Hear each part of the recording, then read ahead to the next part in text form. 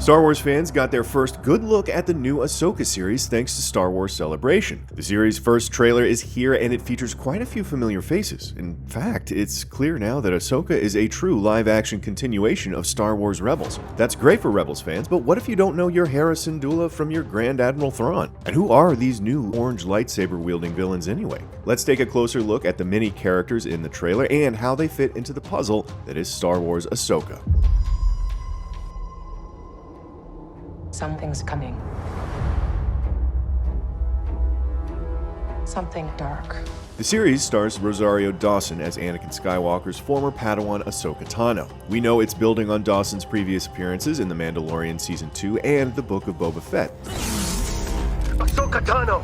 Though, when exactly in the timeline Star Wars Ahsoka is set is a little unclear. We don't know if the series is entirely set after her last appearance at Luke's Jedi Temple, or if it might flash back to fill in the missing gaps of her story. It doesn't help that Ahsoka is one of the Star Wars characters whose relationship with time is a little wonky. In Rebels, Ahsoka was saved from death after her duel with Darth Vader when her friend Ezra Bridger pulled her into a realm known as the World Between Worlds. That ordeal caused her to time travel, conveniently keeping her out of the picture of the original Star Wars movies. We don't exactly know how much time Ahsoka lost, but we do know that she's back in action in the era after the Empire's fall and looking to confront a new threat to the galaxy. The Ahsoka series definitely looks to be addressing Ahsoka's timey-wimey adventures. The temple she explores in the opening shots features artwork clearly inspired by the World Between Worlds. And she's clearly not the only person interested in this temple, as we see her battling a group of pike-wielding droids similar to General Grievous's bodyguards. Meanwhile, a duel scene in the trailer makes it appear that Ahsoka could actually be returning to the World Between Worlds in this series. Thank you for the introduction, Agent Gallus.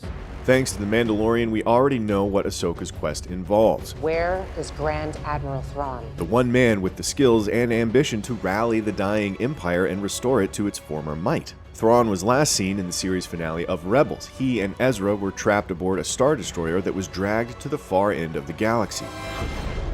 As with Ahsoka, that plot twist conveniently took Thrawn and Ezra out of the equation for the original trilogy, while still keeping them in play for future stories. That time is finally here. We see a brief glimpse of Thrawn from behind in the trailer. Lucasfilm hasn't yet revealed who's actually playing Thrawn, but this at least confirms we'll be seeing the character in the series. And in a fun nod to the classic Star Wars expanded universe, Ahsoka refers to Thrawn as Heir to the Empire. Heir to the Empire is the novel that first introduced Thrawn in 1991, and we'd bet it's having a significant influence on Star Wars Ahsoka. What we don't know is whether Thrawn is actually the main villain of Star Wars Ahsoka.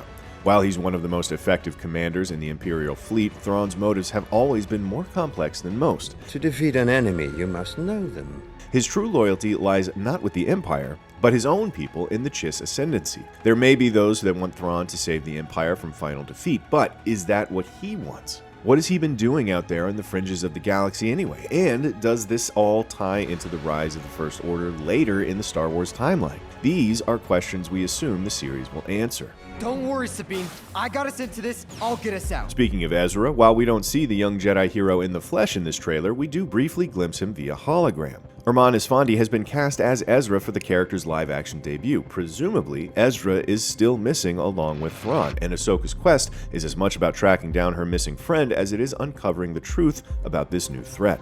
It's also worth pointing out the shot of a Lothcat in the trailer, a callback to the iconic Rebels critter and Ezra's unique Force connection with animal life. You have the wisdom of a ruler. There's no one I trust to wield the darksaber more than you. The character holding that Ezra hologram is none other than Natasha Bordizzo's Sabine Wren, another main character from Rebels. Sabine is a Mandalorian with an unusually rebellious streak and colorful fashion sense. Of the Spectres, Sabine was closest with Ezra, and it's clear she's still dwelling on Lothal and feeling the pain of his loss even years later. Ezra, please, get out of there! Sabine is another character for whom the series has some big gaps to fill. We don't know what she's been up to since the fall of the Empire. What role did she play in defending the doomed Mandalore from the Empire's purge? How does she feel about the darksaber, a weapon she briefly wielded, falling into the hands of Moff Gideon? Whatever's been going on with Sabine, it's clear Ahsoka is hoping to recruit her for the hunt for Thrawn, and we have to assume she'll be signing on. That's a distress call. Sounds like one of ours. It's close. Come on. Also making the jump from animation to live action is Hera Syndulla, captain of the Ghost and one of the best pilots in the Rebel Alliance. Lucasfilm has finally confirmed that Hera will be played by Mary Elizabeth Winstead. We also see Hera's trusty droid companion Chopper in the trailer, making this Chopper's second live-action Star Wars appearance. As with Sabine, we assume Ahsoka is looking to recruit Hera for the hunt for Thrawn and Ezra. Unlike Sabine, however, Hera might be a little more conflicted. As we learned at the end of Rebels, Hera now has a son named Jason. Born to fly, just like his mother. Jason was fathered by the Jedi Kanan Jarrus before Kanan's tragic sacrifice in Rebels Season 4. We wouldn't be surprised if Hera is using the Empire's defeat as an excuse to settle down and be a mother. Will she risk everything to get back in the fight now? Thrawn's exact role in the series may be unclear, but we do see two new villains in the trailer. Ray Stevenson and Ivana Sankno are both playing unnamed Dark Jedi characters who come into conflict with Ahsoka. Interestingly, these characters may not actually be traditional Sith Lords.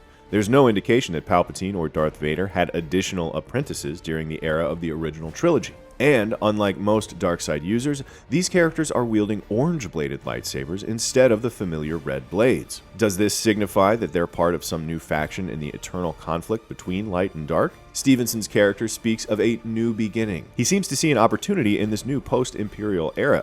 Perhaps he hopes to replace Palpatine as the dominant Darkseid power in the galaxy.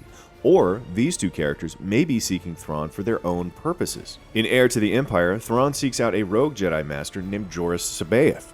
He needs a powerful Jedi who can recreate a phenomenon called battle meditation, which the Emperor once used to mold his forces into an even greater threat. Could these Dark Jedi be filling that role in Star Wars Ahsoka? I started hearing whispers. There are a couple of other familiar faces in the Ahsoka trailer worth pointing out. At one point, we see a hologram of Genevieve O'Reilly's Mon Mothma, alongside other representatives of the New Republic. Ahsoka is no doubt trying to make the public aware of the threat posed by Thrawn, but the question is whether they're willing to listen. As The Mandalorian has shown us, the galaxy's new government makes a lot of mistakes during its rebuilding efforts. We also see Diana Lee's character Morgan Elspeth, a villain who appeared alongside Ahsoka in The Mandalorian. Elspeth is an Imperial magistrate who seems to know a great deal about Thrawn's whereabouts. She could also be connected to Stevenson and Sakhno's characters, if restoring the Empire is really their shared goal.